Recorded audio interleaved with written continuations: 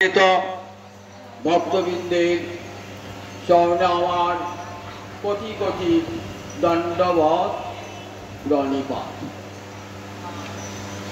দাপর যুগ চলে যাচ্ছে, কলিযুগ আসছে। এই সময়টাকে কি বলে? যুগ সন্ধিক্ষণ।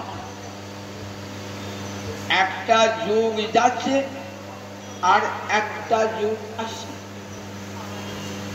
এই মাঝামাঝি সময়টাকে কি বলে? যুগ সন্ধিক্ষণ। সেই যুগ সন্ধিক্ষণে নৈমিষারণ্যে 60,000 ঋষি সমবেত হয়েছে। একটা যজ্ঞ করছেন তারা সহস্র বৎসর ব্যাপী। 1000 বছর ধরে যজ্ঞটা হবে। যজ্ঞটা উপলক্ষ মাত্র 60,000 বেদজ্ঞ ঋষি বসেছেন। সম্মুখে যে কলিযুগ আসছে, সেই কলিযুগে মানুষ কোন পথে চলবে এটা জানবার জন্য যজ্ঞটা একটা উপলক্ষ মাত্র। কারণ যজ্ঞ হলে অনেক বড় বড় মহাত্মা এসে উপস্থিত হবেন। তাদের মধ্যে কারো না কারো কাছে আমরা শুনতে পাব যে কলিযুগে যখন ধর্মের পথ আচ্ছন্ন,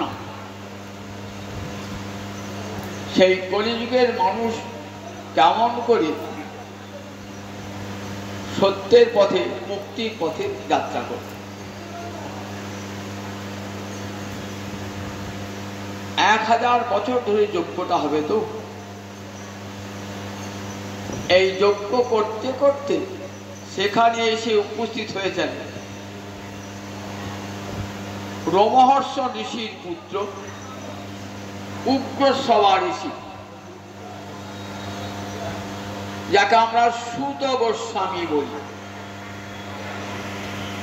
সুত মানে সারথি, দোৎসয় দীর্ঘতর সুত মানে সারথি। রথ চালানো এদের বৃত্তি ছিল বলে এদিকে সুত বলা হতো। সেই বংশে জন্ম এই সুত গোস্বামী। পরম হরিভক্ত, বলরামের কৃপায় জন্ম থেকেই কৃষ্ণ ভক্তি পরায়ণ এবং কৃষ্ণ কথা শুনবার জন্য কানটা উগ্র হয়ে আছে, খাড়া হয়ে আছে। ঘুরতে ঘুরতে তিনি নৈমিষার শুনেছেন, নৈমিষার একটা যজ্ঞ হচ্ছে। সেই যজ্ঞ ক্ষেত্রে এসে উপস্থিত। ঋষিরা তো পরমাদরে গ্রহণ করলেন সুত গোস্বামী পাদকে। কত ব্রহ্মজ্ঞ ব্রাহ্মণ রয়েছেন, কিন্তু সুত গোস্বামী পাদ তাদের চেয়ে কিন্তু সম্মানে অনেক ছোট। তথাপি কত আদর দেখুন। যে কৃষ্ণ কথা জানে তার আদর সর্বত্র। যেই কৃষ্ণ তত্ত্ববেত্তা সেই গুরু হয়। কৃষ্ণ তত্ত্ব যে জানে সে কখনো ছোট হয় না। তাকে সবাই গুরু পদে বরণ করে বসালেন। কোথায়?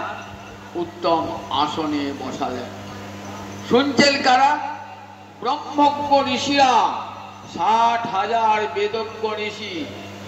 ঋক, সাম, যজু, অথর্ব, এই 4টে বেদের সুপণ্ডিত। তারা বসিয়েছেন সুত গোস্বামী পাদ উত্তম আসন।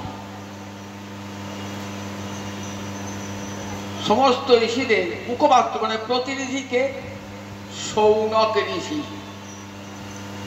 ইনি প্রধান শ্রোতা।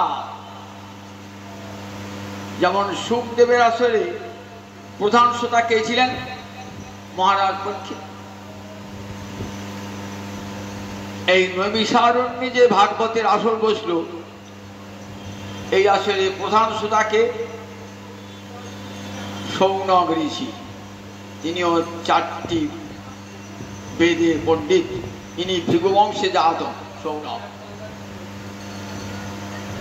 সেই সৌনক ঋষি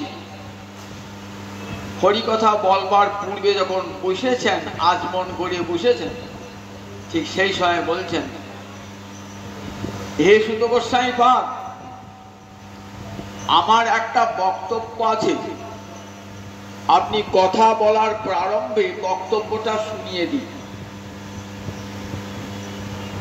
কি কথা তোমার? তৎকথয় মহাভাগ যদি বিষ্ণু কথা স্বয়ং। আপনি যে কোনো কথা বলবেন বলুন, তাতে আমাদের আপত্তি নাই, কিন্তু আপনার কথার সঙ্গে যেন কৃষ্ণ কথার যোগ থাকে, নইলে শুনবো না। কৃষ্ণ কথার যোগ যেন থাকে, অন্য কোনো কথা শুনবো না। তৎকথয় মহাভাগ, সম্বোধনটা করলেন মহাভাগ বলে। মহাভাগ কাকে বলা হয়? মহৎ ভজনং যস্য, যার ভজনটা খুব উঁচু দরের।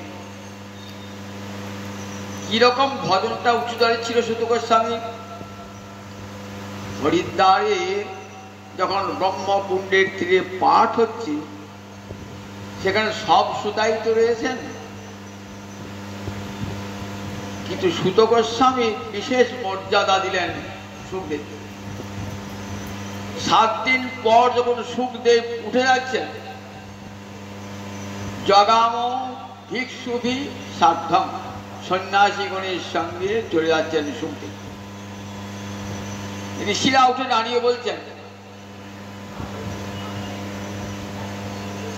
হে সুখ গোস্বামী প্রভু,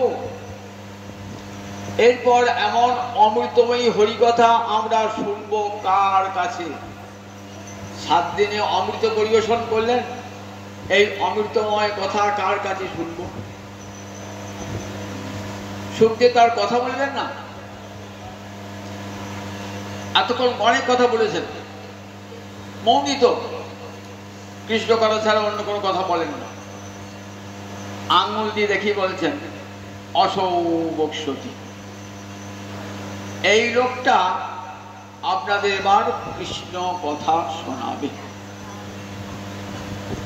আঙুল দিয়ে যাকে দেখালেন তিনি কে?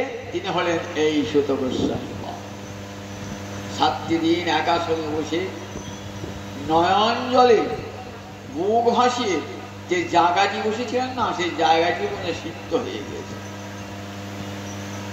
যথার্থ শ্রোতা, তাই মহাভাগ দেখুন 7 দিন একাসনে বসে কৃষ্ণ কথা শুনেছেন, নয়ন জলে মুখ ভেসেছে, যে জায়গাটি বসেছিলেন সেটি ভিজে গেছে। তাই বলেন মহাভাগ। তৎকথয় মহাভাগ যদি বিষ্ণু কথা স্বয়ং, আপনার কথা যদি হরিকথাকে অবলম্বন করে হয় তবে আমরা শুনবো, আমরা কিন্তু অন্য কোনো কথা শুনবো না। কৃষ্ণ কথা ছাড়া অন্য কোনো কথা শুনবেন না? বলে হ্যাঁ, আর একটা কথা শুনতে পারি। কি কথা? অথবা অবশ্য পদাম্ভোজ মকরন্দ লিহাংসতা। অথবা অবশ্য মানে কৃষ্ণস্য, পদাম্ভোজ মানে চরণ কোমল, অম্ভোজ মানে কোমল, মকরন্দ মানে মধু। গোবিন্দ চরণ কোমলের মধু, লিহান মানে লেহন করছে, মধু তো চেটে খেতে হয়, লেহন করা হয়। গোবিন্দ চরণ কোমলের মধু যারা লেহন করছে, সেই ভক্তদের কথা শোন। তাই দুটো কথা শুনবো, একটা কৃষ্ণ কথা আর একটা কৃষ্ণ ভক্তের কথা। কলিযুগের প্রারম্ভে ঋষিরা নির্ধারণ করে দিলেন যে অন্য কোনো কথা শুনবো না, কৃষ্ণ কথা আর কৃষ্ণ ভক্তের কথা। অথবা অবশ্য পদাম্ভোজ মকরন্দ লিহাংসতা। শোনো সুত গোস্বামী পাদ, এই কৃষ্ণ কথা আর কৃষ্ণ ভক্তের কথা ছাড়া দুনিয়ায় যত কথা সেগুলো কেমন জানো? কিমন্নই অসদালাপই, এগুলো সব অসৎ আলাপ, অর্থাৎ অসৎ কথাবার্তা। কৃষ্ণ কথা আর কৃষ্ণ ভক্তের কথা ছাড়া দুনিয়ায় যত কথা বলেন সেগুলো সব অসৎ বার্তা। কিমন্নই অসদালাপই, এই কথা বললে কি হয়? আয়ুষ যদ অসৎ ব্যয়, আয়ুষ মানে পরমায়ু, অসৎ ব্যয় হয়। আপনার প্রচুর টাকা আছে, টাকাটা আপনি অসৎ উপায়ে খরচ করলেন, এত টাকা ভেবেছিলেন, টাকাটা অসৎ উপায়ে খরচ করলেন, টাকাটা ব্যর্থ হয়ে গেল, টাকাটা একটা সৎ কাজে ভালো কাজে লাগলো না। টাকার চেয়ে মূল্যবান মানুষের জীবনের পরমায়ু। টাকা যদি হারিয়ে যায় আবার পাওয়া যায়, আবার পরিশ্রম করে টাকা উপায় করা যায়, কিন্তু পরমায়ু একটা এমন জিনিস, আপনি আজ 70 বছরের বুড়ো, যদি বলেন 30 বছরের যৌবনটা ফিরিয়ে দাও, কেউ দেবেন, শত চেষ্টাতেও পাবেন না। তাহলে বুঝুন এই পরমায়ুটার কত দাম। তার যেন অসৎ ব্যয় না হয়, এমন সুন্দর পরমায়ু ভগবান দিলেন মানব জীবনে, সেটা যেন সার্থক হয়। কি করে সার্থক হবে? না কৃষ্ণ কথা শ্রবণে কীর্তনে মানব জীবনটা সার্থক হবে। শাস্ত্র উচ্চকণ্ঠে করেছেন, ভগবানের করুণার দান এই মানব দেহটা। আমাকে অন্য কোনো দেহ দেন নাই কেন? কুকুর বিড়াল ছাগলের দেহ দিলেন না কেন? মানুষের দেহ দিলেন কেন? তখনই মনে প্রশ্ন উঠবে, কেন দিলেন? বিষয় ভোগ করবার দিলেন? বিষয় ভোগ কুকুরে করে না, বিড়ালে করে না, গরুতে করে না, পাখিতে করে না, নর্দমার কীট করে না, প্রত্যেকেই বিষয় ভোগ করে। বিষয় খলু সর্বত স্যাৎ। কিন্তু কৃষ্ণ ভজন মানব দেহ ছাড়া হয় না। কৃষ্ণ ভজন মানব দেহ ছাড়া হয় না। তাই যখনই এই মানব দেহটা পেয়েছেন, তখনই জানতে হবে গোবিন্দ একটা বিশেষ উদ্দেশ্য আছে, আমাকে ভজন করবার জন্যে এই মানব। দেখবেন অবধূত সংবাদ শোনাচ্ছিলাম আমাদের গোবিন্দ মন্দিরে, সেখানে বলছেন যে এই মানব দেহটা গোবিন্দ ভজনের জন্য, এই মানব দেহটা মুক্তির দ্বার। এই দেহটা যদি সদ্ব্যয় করেন, হেঁটে বৈকুণ্ঠে গোলকে চলে যাবেন, আর যদি অসৎ ব্যয় করেন, হেঁটে চলে যাবেন একবারে নরক। দুটো পথ খোলা। তুমি ইচ্ছা করলে একটা মুক্তির পথে যাত্রা করতে পারো, আবার যদি চাও আমি অসৎ উপায়ে অর্থ ব্যয় করে নরকের পথে যাব, অন্তর্গতি করো। তাই আয়ুষ অসৎ করে এমন সুন্দর মানব দেহ ভগবানের করুণার দান। দেবতারা পর্যন্ত বাঞ্ছা করে না, আমাদেরকে মানব দেহ নাও। ভাগবতের 5ম স্কন্ধে দেখবেন দেবতারা বলছেন, কেন মানব জনম দিলে না হে, কেন মানব জনম দিলে না হে, তোমার সেবার অধিকার পেতাম, কেন মানব জনম দিলে না হে, আমায় দেবতা করিলে কেন, কেন মানব জনম দিলে না হে।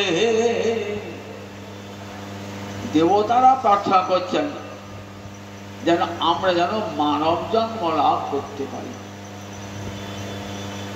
দেবতারা স্বর্গে থাকেন, অমৃত আস্বাদন করেন, দীর্ঘ পরমায়ু পান, কিন্তু ভোগে সুখে উচ্ছৃঙ্খলতায় সে জীবন ব্যর্থ হয়ে যায়। তাই চাইছেন এমন জন্ম দাও যে জন্মে গোবিন্দ তোমাকে ভজতে পারে। একমাত্র মানব জন্ম ছাড়া গোবিন্দ ভজন না। জগতের সব শাস্ত্র কি জন্য? মানুষের জন্য, দেবতাদের জন্য নয়, আবার মনুষ্যতর প্রাণীর জন্য নয়, শুধু মানুষের জন্য শাস্ত্র। তাই কিমন্যই অসদালাপই আয়ুষ যদ অসৎবায়।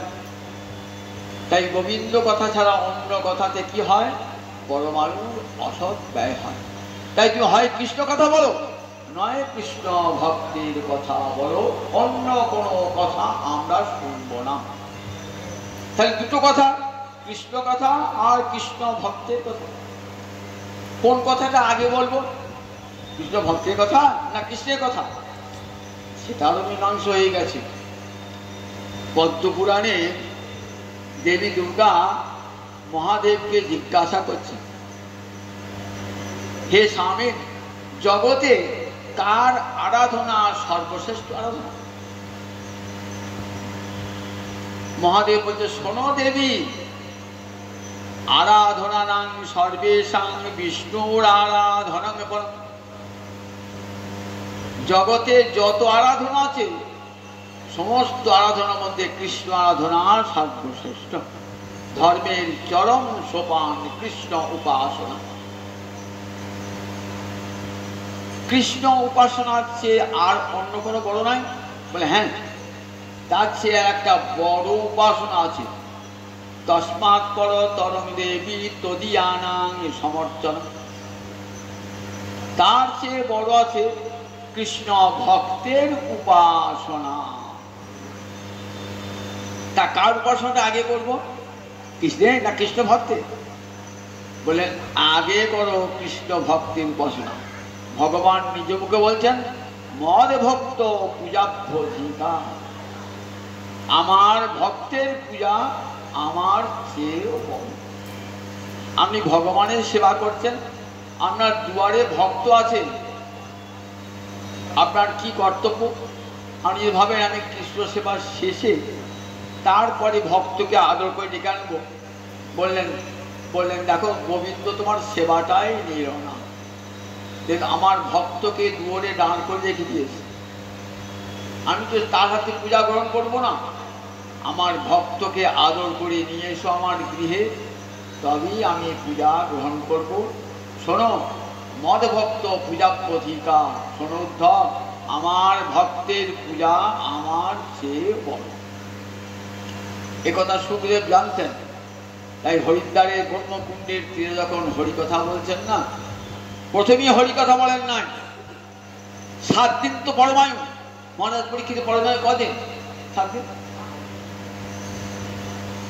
সুখদেব হরিকথা বলতে বলছে হরিদ্বারের ব্রহ্মকুণ্ডে 7 দিন, মানে 24 ঘন্টা পড়ে যাচ্ছেন, কিন্তু কোনো বিরতি নাই। সূর্যোদয় থেকে পরদিন সূর্যোদয় পর্যন্ত 24 ঘন্টা। কোন শ্রোতা সত্যি ওঠেন না, একাসনে বসে শুনছেন, আহার নিদ্রা সব ত্যাগ করে শুনছেন, কৃষ্ণ কথায় এমন মশগুল হয়ে আছেন সব হরিকথা শুনে। 7 দিন যে কৃষ্ণ কথা শোনালেন, তাতে 5 দিন চলে গেল কৃষ্ণ ভক্তের কথা। 5 দিন কৃষ্ণ ভক্তের কথা। ভাগবত খুলে দেখবেন, 12টা স্কন্ধের মধ্যে 9টা স্কন্ধ কেবল হরিভক্তের কথা। 10ম স্কন্ধ থেকে অর্থাৎ 6ষ্ঠ দিন, 5 দিন হলো হরিভক্তের কথা। 6ষ্ঠ দিবস আরম্ভ হলো কৃষ্ণ কথা। সেখানেও আবার যেখানে হরিভক্তের কথা পাচ্ছেন না, সেখানে আবার হরিভক্তের কথা বলছে।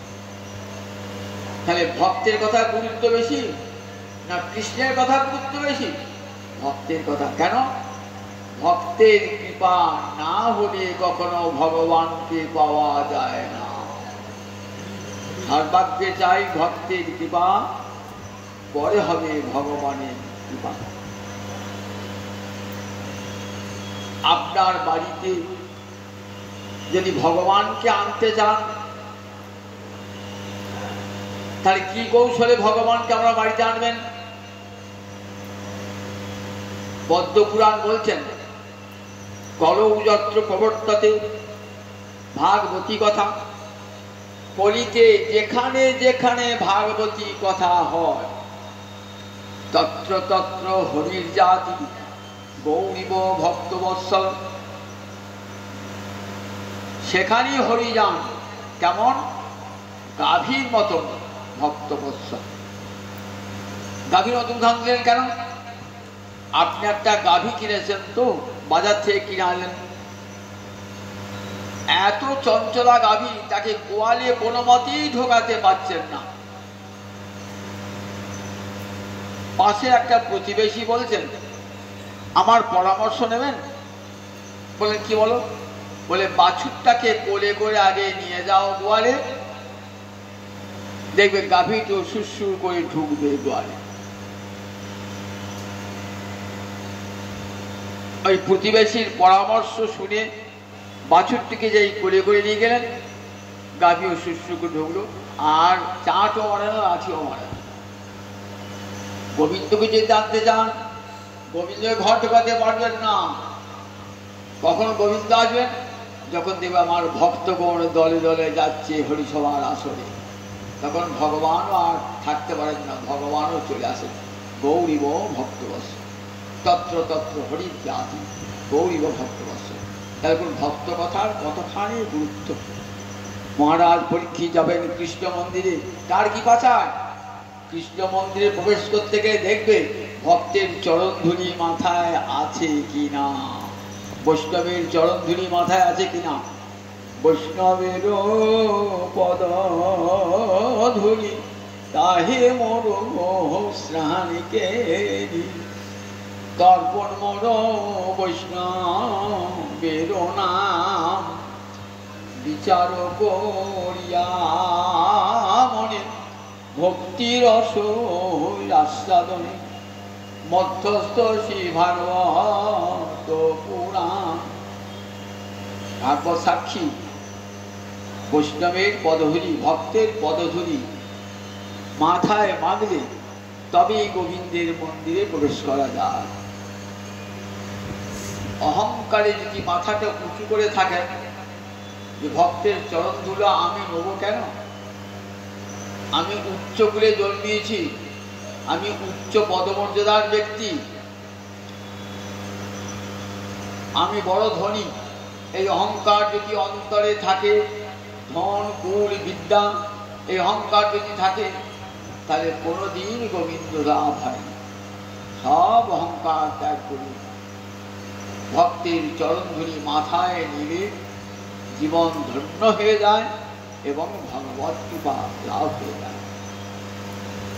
বলছেন শোনো মহারাজ, সা বাক জয়াতুষ্য গুণান গিনিতে। মহারাজ সেই কথাই কথা, যে কথা কৃষ্ণ গুণ বর্ণনা করে। করৌ চ তৎকর্ম করো। হাতের সার্থকতা কিসে? গয়না বললে হাতটা সুন্দর হলে, রং ফর্সা হলে? বললে না না, যে হাত দিয়ে গোবিন্দ সেবা করা হয় সেই হাতই আসল হাত। আপনি ভাবছেন আমার হাতে অনেক গয়না আছে, হাতটা সুন্দর দেখতে, আমার হাতে সবাই খাবে। বললেন না গো, সাধুরা খাবে না। তোমার হাত যত ফর্সা সুন্দর হোক না কেন, হাতে অলঙ্কার থাকুক না কেন, সাধু বলবে ও হাতে আমি খাবো না, কারণ তুমি তো কৃষ্ণ দীক্ষা গ্রহণ করো না। তোমার হাতটা মরার হাতের সমান। মরার হাত যেমন অপবিত্র, তোমার হাতটাও তেমনি অপবিত্র। যে হাত দিয়ে গোবিন্দের জন্য পুষ্পচয়ন করা হয়, চন্দন বাটা হয়, মালা তৈরি হয়, সেই হাতই হাত। কোন মনটা মন? বলেন মনসরে স্থির জঙ্গমেষু বসন্ত। স্থাবর জঙ্গমে গোবিন্দ আছেন, এই যে যারা যে মন চিন্তা করে সেই মনই যথার্থ মন। কোন চক্ষু? চক্ষু যে চক্ষু কৃষ্ণ বিগ্রহ দর্শন করে, কৃষ্ণ ভক্তকে দর্শন করে। কোন কানটি? কান শিনতি তৎকথা পূর্ণ। যে কান তোমার কথা শোনে সেই কানই যথার্থ কান। কোন ত্বকটা আসল ত্বক? বিষ্ণু বৈষ্ণবের চরণ ধুলি যারা অঙ্গে মাখে। কোন মাথাটি মাথা? বলেন যে মাথাটি কৃষ্ণ ভক্তের চরণে, কৃষ্ণের চরণে নত হয়ে যায়। এমনি করে সব ইন্দ্রিয়ের প্রশংসা করছেন মহারাজ পরীক্ষিত। বুঝেছেন যে কৃষ্ণ ভক্তির কত মহিমা। বলো ঠাকুর, বিজ্ঞানী অনন্ত বীর্যস্য সুতুমিচ্ছামহে। গোবিন্দের কথা কি শুনে কেউ বলে আর বলতে হবে না? কোন বিরমে তো কে বলে আর চাই না, আর শুনতে হবে না, থামিয়ে দেন কৃষ্ণ কথা? জগতে কারা বলে? কেউ বলে না, কোন সাধুজন বলে না। কৃষ্ণ কথা শুনে তাদের তৃপ্তি হয় না, আরো বলো, আরো বলো, আরো বলো। তাই আমাকে বলো গোবিন্দে, আমি তো 7 দিন সময়, 7 দিনের বর্তার শুনতে পাবো না। 7 দিন বলো প্রাণ ভরে শুনবো কৃষ্ণ কথা। আর 7 দিন বলছে শোনো মহারাজ, আমি তোমাকে একটা ভক্তের কথা শোনাই। জানো, কৃষ্ণের একটা ভক্ত ছিল, অবন্তীনগরে থাকত। ভক্তটির নাম শ্রীরাম, আমরা বলি সুদাম, সুদামা বলি আমরা, ভাগবতে তার নাম শ্রীরাম। কৃষ্ণস্য আসিত সখা তস্য ব্রাহ্মণ ব্রহ্মবিত্তম।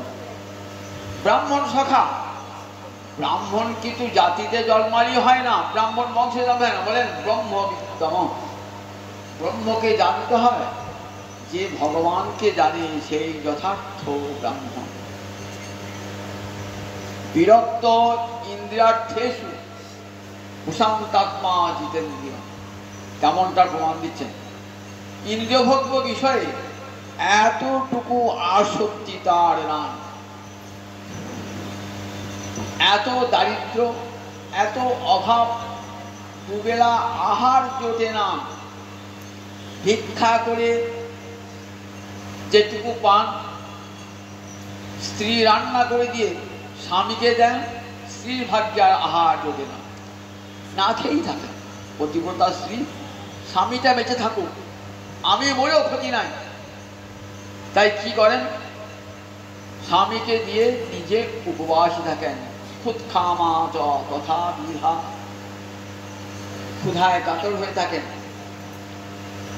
জীর্ণ বসন, মলিন বদন, চুলে এতদিন তেল পড়ে না, একটা জীর্ণ বসন করে ভিক্ষা করে আনবেন 2টি চাল, তবে রান্না হবে। সেই রন্ধন গোবিন্দের সেবায় লাগাবেন, স্বামী স্ত্রীর প্রসাদ পাবেন। কোনোদিন স্বামী খেতে পায়, কোন স্ত্রী পায় না, কিন্তু মনে বড় আনন্দ, প্রশান্তাত্মা। মানুষের দার্শনিক চিত্ত বিক্ষুব্ধ হয়, আহার জুটছে না, বাড়িতে পরিজনরা খেতে পাচ্ছে না, মনে তো হয় চিত্ত বিক্ষুব্ধ হয়। তো তুমি চিত্তে কোনো বিক্ষোভ নাই, কেন বিক্ষোভ নাই? কৃষ্ণ নাম সুধায় অন্তর ভরে আছে, প্রশান্তাত্মা। আত্মা প্রসন্ন কখন হয়? কৃষ্ণ ভক্তি যদি হৃদয়ে প্রবেশ করে না, তখন অন্তর প্রসন্ন। স্বামীর এই কষ্ট পতিব্রতা স্ত্রী দেখতে পারে, জগতে দেখতে পারে কোনো পতিব্রতা?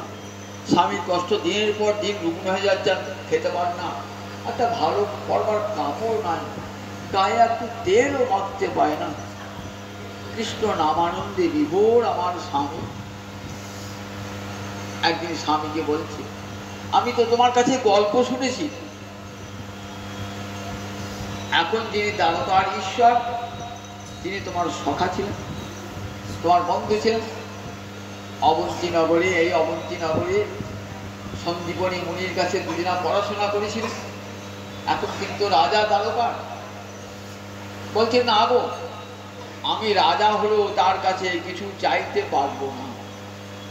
আমি তার কাছে প্রতিজ্ঞা করেছিলাম, বন্ধু আমি তোমার কাছে কিছুই চাই না, আমাকে এই বর দাও, আমি জন্মে জন্মে যেন তোমার দাস হতে পারি হে, জনমে জনমে যেন তোমার দাস হতে পারি হে, আমাকে এই বর দাও, আমি যেন জন্মে জন্মে তোমার দাস, তোমার সখা হতে পারি। নায়ং শ্রীকাম অভজত পুরা, ধন কামনা করে আমাকে কোনদিন ভজনা করে নাই। গোবিন্দ বলছে, প্রতিজ্ঞায় ছিল না সখা, আমি তোমার কাছে কোনোদিন তো চাইব না। এমন ভালোবাসা যেখানে বণিকবৃত্তি নাই, ভগবানকে ভালোবেসে তার কাছে ধন চাইবো, অর্থ চাইবো, যশ চাইবো, এ তো বণিকবৃত্তি। প্রহ্লাদ বলেছেন বণিকবৃত্তি। ভজন করবো, বিনিময় আমাকে টাকা দাও, ধন দাও, সম্পদ দাও, যশ দাও, অর্থ দাও, বিত্ত দাও, একে তো ভক্তি বলে না। যেখানে স্বার্থের গন্ধ আছে, অন্য অভিলাষ আছে, ভাগবত বলেছেন সেটা কখনো ভক্তি নাম পেতে পারে না। তাই কোনদিন প্রার্থনা করেন, বললেন সব বলছো বটে, বহুদিন তো সখাকে দেখি নাই, একবার সখার কাছে যাই, আমার একটা লাভ হয়ে যাবে। মনে মনে ভাবছেন, অয়ং হি পরম লাভ উত্তম শ্লোক দর্শনম। কতদিন সখাকে দেখি নাই, সখাকে তো দেখতে পাবো, এই আনন্দে বলছেন বেশ, শোনো কল্যাণী, তোমার কথাই রইল। আমি চললাম আমার বন্ধুর কাছে। তা বন্ধুর কাছে যাবো, কতদিন বাদে বন্ধুর কাছে যাচ্ছি। গেলে তো কিছু নিয়ে যেতে হয়, একটু উপহার তো দিতে হয়, কিছু দাও না। কি দেবো, ঘরে তো কিছুই নাই। দাঁড়াও দেখি কোথাও পাই কিনা, চেয়ে চিনতে পাই কিনা। 5টা বাড়ি ঘুরে এক মুঠো চিড়ে পেলেন। ভালো কাপড়ে যে বাঁধবেন সে ভালো কাপড়ও নাই, একটা ছেঁড়া কাপড়ে পুটুরি করে বেঁধে করে দিলাম। সুদামা তাই যাচ্ছে, মনে মনে কি প্রার্থনা করতে যাচ্ছেন, মনে মনে প্রার্থনা করছেন যে সখা, মিনতি তোমার রাঙা চরণে, এই অভাগারে দিও দর্শনে। মিনতি তোমার রাঙা চরণে, এই অভাগারে দিও দর্শনে। আমি তো তোমার কাছে কিছু পাবার জন্য যাচ্ছিলাম, এই অভাগাকে একবার দর্শন দিও, তাহলে আমার জীবন ধন্য হয়ে যাবে। অনেকটা রাস্তা, কোথায় অবন্তী, কোথায় দ্বারকা, হেঁটে হেঁটে চললেন, খুব আনন্দ মনে। কি আনন্দ! অয়ং হি পরম লাভ উত্তম শ্লোক দর্শন। আর আমার গোবিন্দের দর্শন হবে, এ তো মানব জীবনের সুপ্রভাত। যেদিন গোবিন্দ দর্শন হয় না, সে দিনটা তো আমার বৃথা হয়ে যায়। তাই সাধু ব্যক্তিরা সকালে উঠেই একবারে গোবিন্দের ছবিতে মুখ দেখা, উঠেই যেন গোবিন্দকে দেখতে পায়। সবার সময় গোবিন্দকে দেখেই সন্ধ্যারা গোবিন্দ নাম করে ওঠেন, আবার গোবিন্দ নাম করে তারা শয়ন করে। এটাই জীবনে পরম লাভ। সাক্ষাৎ সেই শ্রীবিগ্রহকে দর্শন করব। দ্বারকায় পৌঁছিয়েছেন, দ্বারকা রাজধানী, কত সাজানো রাজধানী বলুন একবার। বিশাল অট্টালিকা, 3টে সৈন্যব্যূহ, পার হচ্ছেন একটা দরিদ্র ব্রাহ্মণ, পরনে ছেঁড়া কাপড়, মাথার চুল উস্কো খুস্কো, গায়ে কোনো জামা নাই, কতদিন যেন খেতে পার নাই। সবাই ভাবছে লোকটা কোথা থেকে এলো রে। 3টে সৈন্যব্যূহ পার হয়ে গেলেন। তারপরে অন্ধ, বৃষ্ণি, ঘোষ বংশীয় যেসব বাড়ি, সেই বাড়িগুলো পার হয়ে গেলেন। 16,108 মহিষীর অট্টালিকা পার হয়ে বিবেশ একতম একটিতে প্রবেশ করলেন। সেটি কার ঘর? রুক্মিণীর ঘর। ভগবান কি করছেন? রুক্মিণীকে বসিয়েছেন কোথায়? সোনার পালঙ্কে। বামে আছেন রুক্মিণী মহালক্ষ্মী। কেউ নাই, নির্জন। রুক্মিণীর সঙ্গে প্রেমালাপে মত্ত। দূর থেকে দেখেছেন, সবাই ভাবছে এই লোকটা কোথা থেকে এলো, আর কেমন করে এবার ছাড়পত্র পেল, এইখানে এলো। কেউ তো পথে আটকায়নি লোকটাকে। আমার লোকটার সাহস দেখো, একবারে সোজাসুজি রাজার ঘরে ঢুকছে গিয়ে। গোবিন্দ দেখতে পেয়েছে দূর থেকে, আমার সখা আসছে। দেখুন, এই জগতে ভক্তের আদর নাই। ভক্ত ভিখিরি, তো ভিখিরিকে আর কি আদর করবে? যার টাকা নাই, পয়সা নাই, তাকে কেউ আদর করে? ভিখিরিকে দেখুন, ভক্তের কাছে কেমন আদর দেখুন, ভগবানের কাছে কেমন আদর দেখুন। ভগবান দেখলেন আমার সখা আসছে। রুক্মিণী, থামো থামো, দাঁড়াও, ওই দেখো আমার সখা আসছে। পর্যঙ্ক স্থান শ্রিয়ং হিত্বা পরিশক্ত অগ্রজ যথা। পর্যঙ্ক মানে পালঙ্ক, সোনার পালঙ্ক। শ্রী মানে লক্ষ্মী, হিত্ব মানে পরিত্যাগ করে। লক্ষ্মীকে পরিত্যাগ করে চলে গেলেন ছুটে। ছুটে গিয়ে জড়িয়ে ধরেছেন আমাদের আমার, জড়িয়ে ধরেছেন। পরিশক্ত অগ্রজ যথা। অগ্রজ মানে বড় দাদা। বহুদিন ভাই ছোট ভাই এসেছে, বড় ভাই দেখতে পায় নাই ভাইকে, জড়িয়ে গিয়ে ধরে। চোখ দিয়ে জল বেরিয়েছে, আনন্দাশ্রু বার হয়।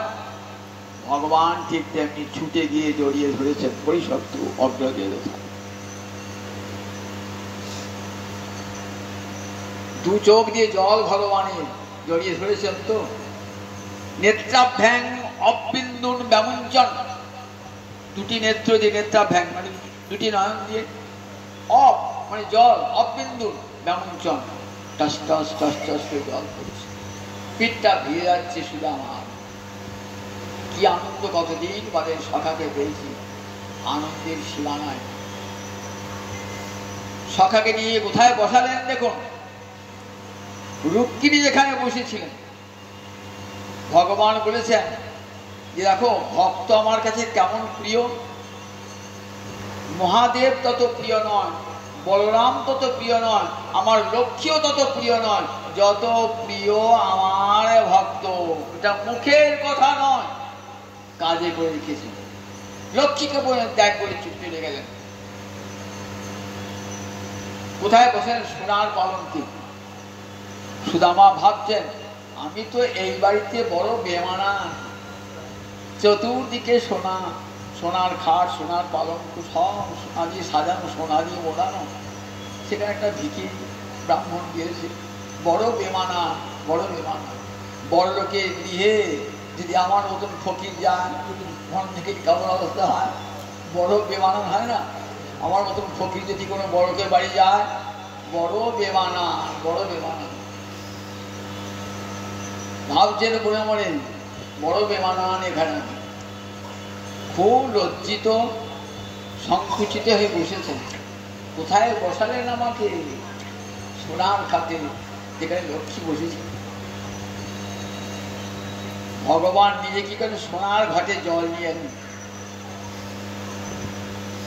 সোনার ঘাটে জল নিয়ে এসে কি করলেন?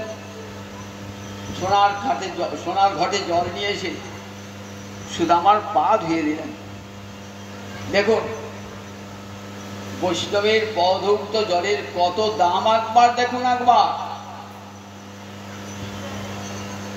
সোনার ঘাটে জল এনে সেই জল চরণ ধুয়ে দিলেন। শুধু ধুয়ে নিলেন না, সেই চরণ ধুতে জল আজ মাথায় তুলি রহিল। ভক্ত পদ জয় আজি শিরে তুলি রহিল। ভক্ত মহিমা দেখাইতে আজ শিরে তুলি রহিল। অগ্রহীত শিরসা রাজন। সুখদেব বলছে মহারাজ দেখেছো ভক্তের কত আদর, ভক্তের চরণ দগ্ধ জল মাথায় তুলে নেন স্বয়ং ভগবান। তাই কবিরাজ গোসাই পাল বলছেন ভক্ত পদ রজয়ার ভক্ত পদ জল ভক্ত ভুক্ত শেষ এই দিন সাধনের। যদি ভক্তি রাজ্যে সাধন করতে চাও তাহলে তিনটে জিনিস চাই, ভক্তের পদধূলা, ভক্তের চরণ ধৌত জল আর ভক্তের ঝুটা মানে ভুক্তাবশেষ। ভক্ত খেয়ে যেটা রেখে দিয়েছেন না সেই ভুক্তাবশেষ। এই তিনটে গ্রহণ করলে কি হয় না ভক্তি মহারানী বল দান করে, শক্তি দান করে, কৃষ্ণ ভজনের শক্তি দান করে। ভক্ত পদ রজয়ারে ভক্ত পদ জল ভক্ত ভুক্ত শেষ এই দিন সাধনের।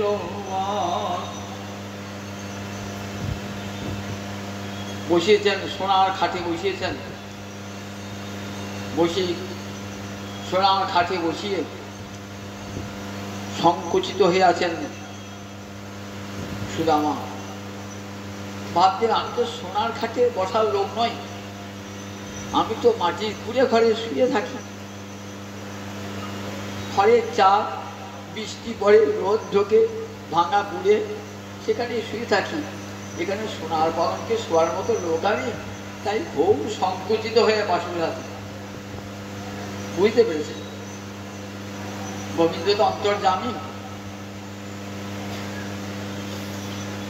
গোবিন্দ ভাবছেন সুদামা ভাবছে বোধহয় না আমাদের কৃষ্ণ চিনতে পারে নাই, সেই জন্য এত আদর করছে। গোবিন্দ বলেন চিনতে পারি নাই, মনে ভাবছেন তোমাকে যে আমি ভালো করে চিনি, আমি অন্য কাউকে চিনতে না পারি, আমার ভক্তকে আমি ভালো করেছি।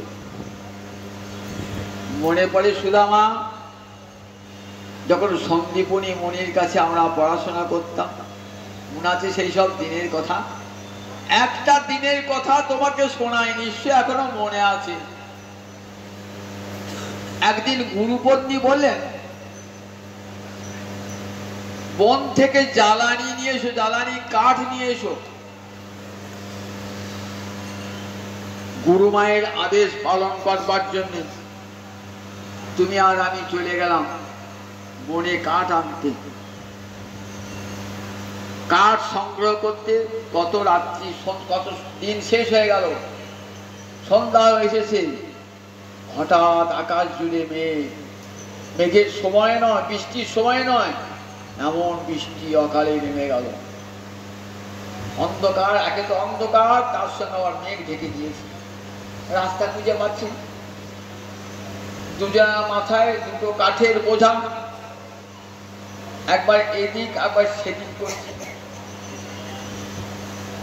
রাত কেটে গেল, বনেতে ঘোরাঘুরি করছি, পথ আর ফিরে পেলাম। সকাল হয়েছে, গুরুদেব জিজ্ঞাসা করছে কোথায় গেল সুদামা আর কৃষ্ণ, কোথায় গেল? গুরুমা বললেন কাঠ আনতে পাঠিস। এই ছেলে কাঠ আর এখনো ফিরে এলো না, কাল গিয়েছে আজ সকাল করে ফিরে এলো না। ওই দেখতে পিতার মতো উদ্বিগ্ন হয়ে দেখতে গেছে। দেখছেন দুই বন্ধু মাথায় কাঠের বোঝা নিয়ে একবার এদিক সেদিক করছে। গুরুদেব তো খুব খুশি, গুরুবাদেশ পালন করেছেন তো খুব খুশি। বললেন আমি যে বেদ বিদ্যা দান করেছি, ছন্দাংশী অজাত জামানি, বললেন সেই বেদ বিদ্যার সার্থক হোক, তোমাদের মনোরথ মনের অভিলাষ সত্য হোক, আমি আশীর্বাদ করলাম তোমার দীর্ঘায়ু হও, বেদ বিদ্যার সার্থক। গুরুর আশীর্বাদ। বলে জানো উদ্ধব, জগতের তিনজন গুরু, প্রথম গুরু পিতা মাতা, দ্বিতীয় গুরু যিনি উপনয়ন দান করেন, আর তৃতীয় গুরু কানে যিনি মন্ত্র দেন। এই তিনজন গুরুর মধ্যে শ্রেষ্ঠ কে? না যিনি কানে মন্ত্র দান করেন সেই গুরু সর্বশ্রেষ্ঠ জ্ঞানদাতা গুরু। এই গুরুর কৃপা হলে কি হয়? প্রমাণ পূর্ণ প্রশান্তরী। এই গুরু কৃপা লাভ হলে জীবনে পূর্ণ শান্তি নেমে আসে। টাকা থাক, ধন থাক, ঐশ্বর্য থাক, কোনোদিনই শান্তি আসবে না যদি গুরুর কৃপা লাভ না হয়। না হমিজ্জা পূজাতিভ্যাং তপসা উপশমেন বা তুষ্যেয়ং যথা ভূতাত্মা সর্বগুহা সর্বভূতাত্মা সর্বগুহাশয়। আমি ব্রহ্মচর্যের দ্বারা, গার্হস্থ্যের দ্বারা, বানপ্রস্থের দ্বারা, সন্ন্যাসের দ্বারা আমি ততখানি সন্তুষ্ট হই না যতখানি তুষ্ট হই যথা গুরু শুশ্রূষয়া। গুরু সেবায় আমি যতখানি তুষ্ট হই এমন তুষ্ট আমি কিছুতেই হই না। গুরু সেবায় আমি পরম তুষ্ট হই। তাই আমাকে পাবার প্রথম উপায় হচ্ছে গুরুকে তুষ্ট করা। তুষ্যে আমি সর্বভূতাত্মা, আমি সর্বভূতাশয়, সর্বজীবের গুরু। আমি তুষ্ট হই যখন গুরুদেব তুষ্ট হন। আর এই গুরু কৃপা জীবনে লাভ হলে মানব জীবনে পূর্ণ প্রশান্তি নেমে আসে। এতক্ষণে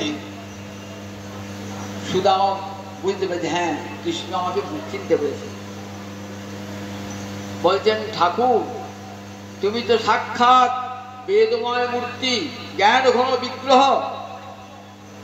শাস্ত্রে বলেছে যস্য নিঃশ্বসিতং বেদা, বেদ তোমার নিঃশ্বাস। আবার তুমি গিয়েছো গুরুগৃহে পড়াশোনা করতে, তোমার হচ্ছে বেদের উৎপত্তি।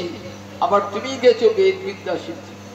প্রভু নরলীলা করছো তো, তাই জগৎকে দেখাচ্ছ গুরুর কাছে গিয়ে বেদ বিদ্যা শিখতে হয়। আপনি আচরি ধর্ম জীবের শিখায়। ভগবান হয়েও সাধারণ মানুষের মতো গুরুর কাছে গিয়ে বেদ বিদ্যা শিখছেন কেন? গীতায় বলেছেন না, আমি যা করি সেগুলি কারা করে? যারা মহৎ ব্যক্তি তার অনুসরণ করে। সেই জন্য আমি কর্ম করি, আমার কোনো কর্ম নাই। কেন করি জানো? আমি কর্ম করলে আমাকে অনুসরণ করি লোকেরা, সেই সেই কর্ম করে। গীতা পড়লে দেখবেন ভগবান আমার কর্ম নাই, তথাপি আমি কর্ম করি। তা বলছি, ঠাকুর তোমার সঙ্গে যে করেছি এটাই তো আমার জীবনের পরম সৌভাগ্য। তোমাকে সখা রূপে, তোমাকে বন্ধু রূপে পেয়েছি, এটা আমার জীবনের পরম সৌভাগ্য। তা সখা, কতদিন বাদে দেখা হলো, আমার জন্য কিছু আনো নাই? সখা যখন সখার গৃহে যায় কিছু তো নিয়ে আসে সঙ্গে, নিশ্চয়ই এনেছে আমার জন্য কিছু। সুদামা লজ্জায় মাথাটি নত করে আছে। সোনার পালঙ্কে বসে থাকা মানুষটিকে ওই ভাঙা চালের চিড়ে কামড় করে খাওয়া, বলুন দিকে। লজ্জায় মাথাটা নত করে আছেন, বলতে পারছেন না এনেছি তোমার জন্য চিড়ে। তাও ভিক্ষা করা, ভাঙা চালের চিড়ে, ভালো চিড়েও নয়। কিন্তু কি করে দিই? এই সোনার খাটে বসে তোমাকে ওই চিড়ে খাওয়াতে পারি গ্রহ? মনে মনে ভাবছ। গোবিন্দ তো অন্তরে আমি বুঝতে পেরেছেন আমার জন্য চিড়ে এনেছে, কিন্তু বার করছে না লজ্জায়। ভগবান কি করলেন? ভগবান কি বলেছেন? ভক্ত যদি কোনো জিনিস এনে লুকিয়ে রাখে আমি কেড়ে খাই, কেড়ে খাই। আর অভক্ত যদি আমাকে প্রচুর দেয় তার আমি কিছুই খাই, গ্রহণ করি না। দুর্যোধন সোনার থালায় কত অন্ন ব্যঞ্জন আমার জন্য রেখেছিল, আমি খেতে যাই নাই, ক্ষুধা পেয়েছিল তাও খাই। বিদুরের গৃহে কলার খোসা খেয়েছি, বিদুরের ফুদ খেয়েছি আমি। পত্রং পুষ্পং ফলং এতয়ং যোবে ভক্তা প্রযচ্ছতি। তদহং ভক্তুপহিতম অস্নামি পূজতাত্মন। এটা গীতাতেও আছে, ভাগবত আছে। কত দাবি শ্লোক। পত্র মানে পাতা, পুষ্প মানে ফুল, ফলং মানে ফল, তোয়ং মানে জল।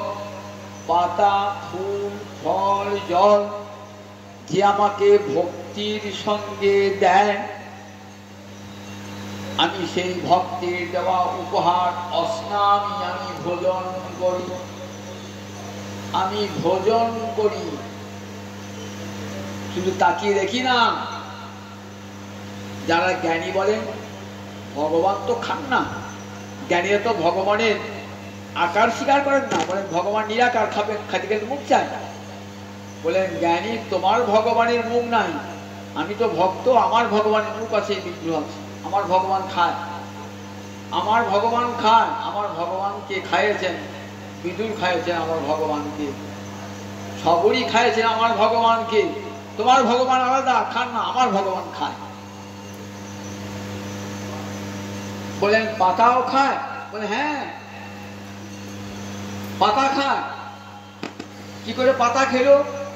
বলে দ্রৌপদীর শাকের পাতা লেগেছিল হাড়িতে, খান নাই ভগবান। গজেন্দ্র ফুল দিয়েছিল, পরমাত্মা গ্রহণ করেছিল। সবরীর ফল খেয়েছিলেন, রন্তি দেবের জল খেয়েছিলেন ভগবান। তাই যোগে ভক্তা, যে আমাকে ভক্তি সহকারে দেয়। দেখুন কোথাও বলে না যে ব্রাহ্মণের হাতে আমি খাবো, শূদ্রের হাতে খাবো না। এটা কিন্তু কোথাও বলা নাই, দেখাতে পারবেন না কেউ। যোগে ভক্তা, মানে যে কেউ আমাকে দেন না কেন, কিন্তু ভক্তি মানে কেমন? পূজতাত্মন, চিত্ত যেন বিশুদ্ধ হয়, মনটা যেন আমাতেই লেগে থাকে। পূজতাত্মন একটা শর্ত, যার আত্মা বিশেষ রূপে মনটা আমাতে লেগে রয়েছে, তারই দেওয়া জিনিস আমি খাই। মায়ের যেমন মনটা সবসময় ছেলের দিকে, মা আদর করে দিলে ছেলে ছুটে এসে খাবে, কারণ মায়ের মনটা ছেলে ছাড়া আর কোথাও নেই। ঠিক তেমনি যাদের মনটা আমাতেই লগ্ন, আমি তাদের দেওয়া জিনিস পরমাণু পত্রং পুষ্পং ফলং দ্বয়ং যমে ভক্তা পূজচ্যতি তদহং ভক্তিবিতম অস্নামি পূজতাত্মন। এই বলে ভগবান দেখছে সুদামা তো দেবে না, ছুটে গিয়ে ভগবান কি করছে? কিমিদম কিমিদম ইতি স্বয়মেব জহার। জহার মানে হরণ করলেন, সংস্কৃত হীরক মানে হরণ করা। কেড়ে নিলেন, চুরি করে নিলেন ভক্তের জিনিস। কি এনেছো, কি এনেছো? পুটুলিটা কেড়ে নিলেন, কোমরে বাঁধা ছিল, পুটুলিটা কেড়ে জীর্ণ কাপড় থেকে পুটুলিটা খুললেন, গিটটা খুললেন, খুলেই দেখছেন চিড়ে। এই তদবে পরম পিনারামে শখে, এমন ভালো জিনিস আমি খেতে ভালোবাসি, আমার জন্য এনেছো আর লুকিয়ে রেখেছো, এই বলি এক মুষ্টি খেয়ে দিয়েছে। দাঁড়িয়ে আছেন কে? দেখুন রুক্মিণী কি দাঁড়িয়ে আছেন, সব দেখছেন রুক্মিণী, পাখা করছেন, ভক্তকে পাখা করছে রুক্মিণীর স্বয়ং মহালক্ষ্মী। এক মুষ্টি খেয়ে দ্বিতীয় মুষ্টি খেতে যাবেন, বলছে আর না, এক মুষ্টিতেই অনন্ত ঐশ্বর্যের অধিকারী হয়েছে। এরপর যদি দ্বিতীয় মুষ্টি খাও, তাহলে আমার তোমার বাড়িতে চাকরানি থাকতে হবে, দাসী হয়ে থাকতে হবে। তুমি কি তাই চাও আমি সুদামার গৃহে ঝি হয়ে থাকি? দেখো আবার এই দ্বারকায় 16,108 মহিষ আছে, কত কত পরিজন আছে, একটা যদি গুনে দেওয়া যায় তারা পাবে না। তুমি যে সব খেয়ে দাও, হাত থেকে খেয়ে শুধু আমাকে কত ভোজন করালেন, কত কথা। সারাটা রাত্রি একটি ঘরে, রুক্মিণী নাই। আজ বন্ধুকে পেয়েছেন তো, রুক্মিণীকে বলে তুমি অন্য ঘরে যাও, আমি আজ বন্ধুকে পেয়েছি, বন্ধুর সঙ্গে কথা বলবো। যেন উদ্ধবকে বলতেন, উদ্ধব উদ্ধব দুঃখিনীকে অন্য ঘরে সরিয়ে দিয়ে রাত্রিবেলায় উদ্ধবকে কাছে নিয়ে শুতেন আর কত কথা। ঠিক তেমনি করে সুদামাকে কাছে নিয়ে কত কথা বলতেন। সুদামা ভাবতেন কোথায় এসেছি, বৈকুণ্ঠে এসেছি। বৈকুণ্ঠে কেমন হয়, পরমানন্দে মাতোয়ারা। সারাটা রাত কেটে গেল কৃষ্ণ কথায়, গোবিন্দের কথায়, দুই বন্ধুর কথা মাতে সারাটা রাত কেটে গেল। এইবার সকালে বাড়ি আসবেন তো, ভগবান দেখাচ্ছেন ভক্ত যদি আপনার গৃহে যায় তাহলে কি করবেন, দূর থেকে যদি দেখেন ছুটে গিয়ে আদর করে বাড়িতে নিয়ে আসবেন। আর যখন বাড়ি থেকে চলে যাবেন পিছনে পিছনে যাবেন। এই জ্ঞানকে কি বলে, প্রত্যুৎগমন। পিছনে যাওয়া কি বলে, অনুব্রতন। পিছনে পিছনে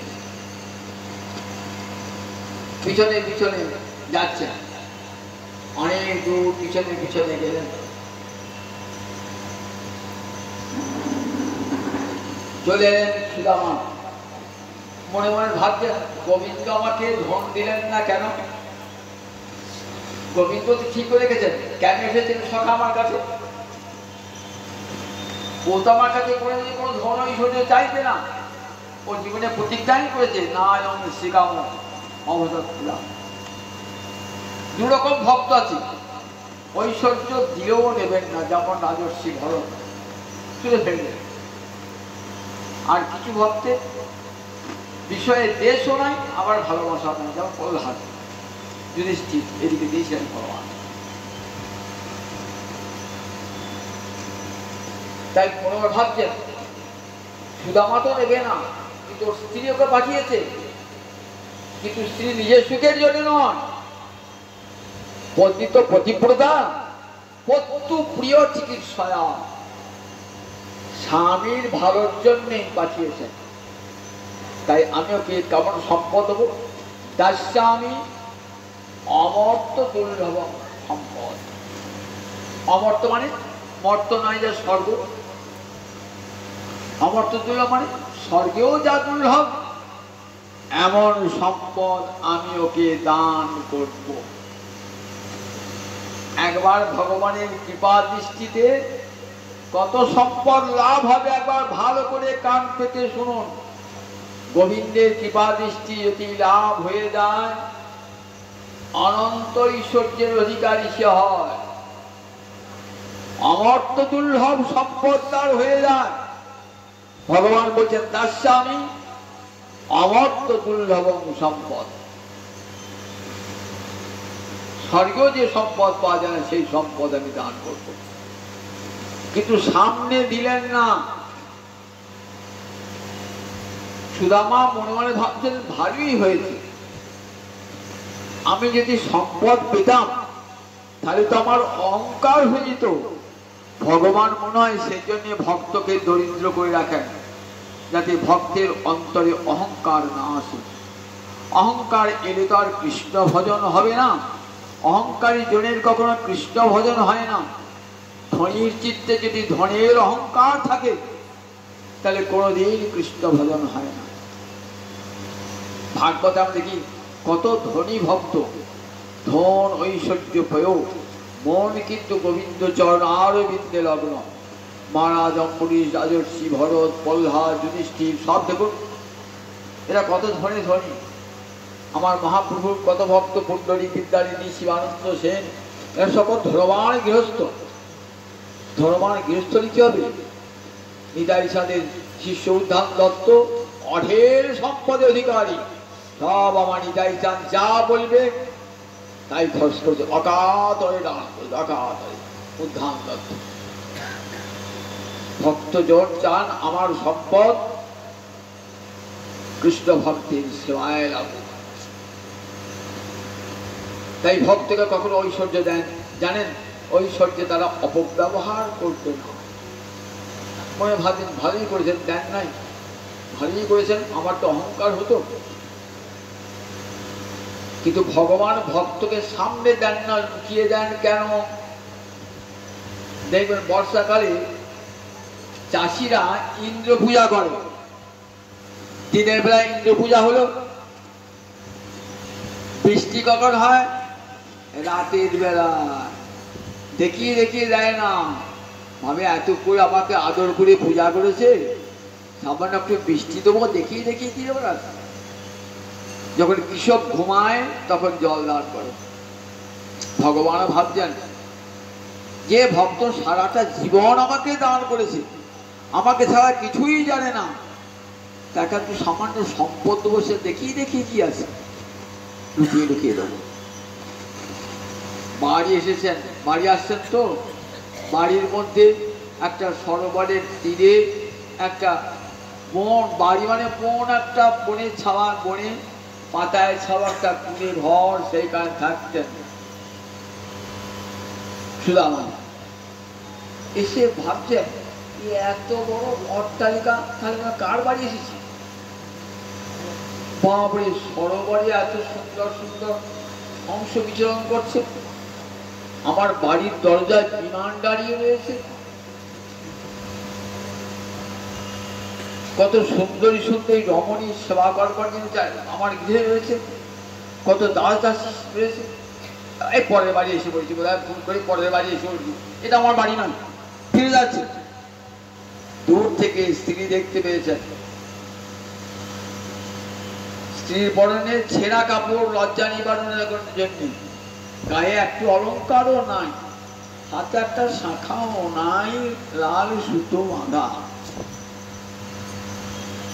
দেখছেন সেই স্ত্রী কেমন যেন সাক্ষাৎ কমলা, পদ্মবন থেকে বেরিয়ে আসছেন, কত সুন্দর পোশাক, কত সুন্দর বসনভূষণে সজ্জিত হয়ে আসছেন।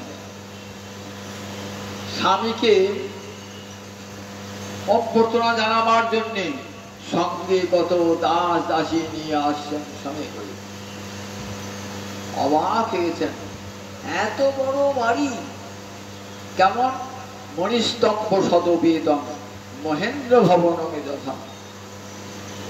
দেবরাজ ইন্দ্রের যেমন স্বর্গে বাড়ি আছে না, সেই রকম বাড়ি, মণিস্তম্ভ শতবেদ। এই যে সিমেন্টের থাম দেখছেন, মণি দিয়ে তৈরি থাম, মণিস্তম্ভ শত শত থাম দিয়ে, সেই বিশাল অট্টালিকা, মহেন্দ্র ভবনমে যথা।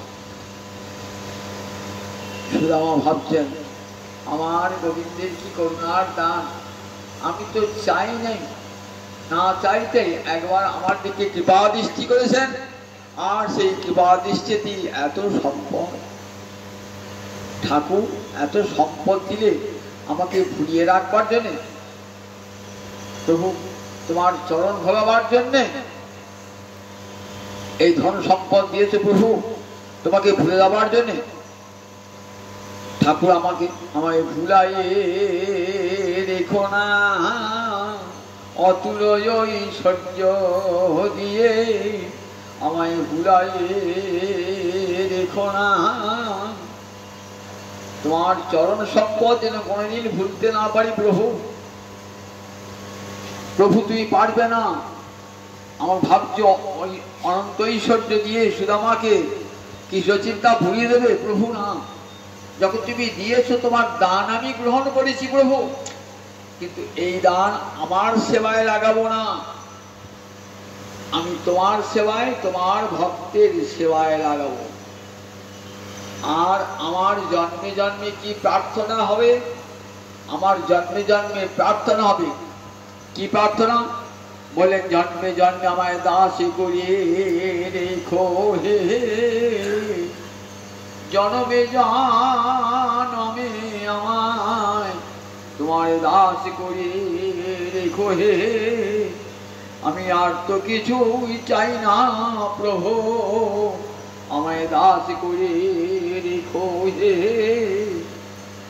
তিল তুলসী দিয়া এ দেহ সমর্পণ, দয়া জন নাছো রবিময়, আমায় দয়া যেন ছিল না, জনমে জনমে আমায় দয়া যেন ছিল না। তুহু জগন্নাথ জগতে কহায়সি, জগবাহী নহ মুই ছাড়, আমার তো কোনো গুণ নাই, সবটাই দোষ প্রভু। গণইতে দোষ গুণলেশ নাহি পারবি, জবতুহু কর বিচার। আমার মৃত্যুর কথা বিচার করবে, দেখবে আমার কোনো গুণ নাই, সবটাই দোষ। কিন্তু প্রভু তুমি তো জগতের নাথ, তুমি পাপীকেও কৃপা করো, পুণ্যবানকেও কৃপা করো। আমি তো জগতের বাইরে নই, তুমি জগন্নাথ, আমায় কৃপা করো প্রভু। তোমার চরণ পল তুয়া পদ পল্লব করি অবলম্বন, তুয়া পদ পল্লব করি অবলম্বন। এই অবলম্বন করে জানি ভবসিন্ধু পার হতে পারি, তোমার ভবসিন্ধু যেন পার হয়ে তোমার চরণ পল্লবকে নৌকা করি ভবসিন্ধু পার। এমনি করে আমার যেন জন্মে জন্মে তোমার, তুমি যেন আমার প্রভু হয়ে জন্মে জন্মে, আর জন্মে জন্মে আমি যেন তোমার দাস হতে পারি, জন্মে জন্মে যেন তোমার মতন সখা পাই আমি, তোমার দেওয়ার সম্পদ যেন আমি তোমার ভক্তের সেবায় লাগাতে পারি। এমনি করে যে সম্পদ পেলেন, সেই সম্পদ নিজের ভোগে লাগান নাই, কৃষ্ণ সেবায়, কৃষ্ণ ভক্তের সেবায় লাগালেন। শিবানন্দ সেনের অঢেল সম্পদ, মহাপ্রভু বলেছেন তোমার সম্পদ কি জন্যে? বললেন যত গৌরীয় ভক্তগণ পুরীধামে আসবে, নীলাচলে আসবে, যখন পথের খরচ, খাবার খরচ সব তুমি দেবে, বাসা ভাড়া সব তুমি দেবে, এটাই তোমার উপর আমার আদেশ হইল। আজও কাঁকড়াপাড়ায় সেই শিবানন্দ সেনের পাঠ রয়েছে। মহাপ্রভু আদেশ শিরধার্য করেছিলেন এই শিবানন্দ সেন, অনন্ত ঐশ্বর্য কৃষ্ণ সেবায় লাগিয়েছিলেন। উদ্ধান দত্ত নিতাই চাঁদের একবারে প্রাণপৃষ্ঠ ভক্ত, সমস্ত অঢেল সম্পদ সব লাগিয়েছেন কৃষ্ণ সেবায়, কৃষ্ণ ভক্তির সেবায়। একবার দেশে দুর্ভিক্ষ হয়, নিতাই চাঁদ বললেন উদ্ধারণ, কত লোক খেতে পারছে না, তুমি এখানে 3 বছর ধরে খাওয়াও। বিশাল লঙ্গরখানা ঘুরে 1 মাস 2 মাস নয়, 3টি বছর ধরে যতদিন দুর্ভিক্ষ থেকে মানুষ পরিত্রাণ না পাচ্ছেন, সমস্ত সম্পদ দিয়েছিলেন ভক্তের সেবাতে, নিতাই চাঁদের আদেশে। আজও যার নামে উদ্ধারণপুর, নৈহাটি রাজার দেওয়ান ছিলেন, ত্রিবেণীতে বাস ছিল, সপ্তগ্রাম আদি সপ্তগ্রামে বাস সেই উদ্ধান দত্তে। প্রচুর ঐশ্বর্য, সেই ঐশ্বর্য ভগবত সেবায়, ভক্তির সেবায় লাগিয়েছে। তারপরে ঐশ্বর্য থাকলে ক্ষতি নাই, সে ঐশ্বর্য যেন কৃষ্ণ সেবায়, কৃষ্ণ ভক্তির সেবায় লাগে। সুদামা জগৎকে শিক্ষা দিয়ে গেলেন, তাই বলেন এই সুদামার কথা কান পেতে যারা শুনবে তাদের কি লাভ হবে? সুদামার মতন হরিভক্তি লাভ হয়ে গোবিন্দ চরণ কমল লাভ করবে, জীবন ধন্য হয়ে যাবে। জয় নিতাই, জয় নিতাই।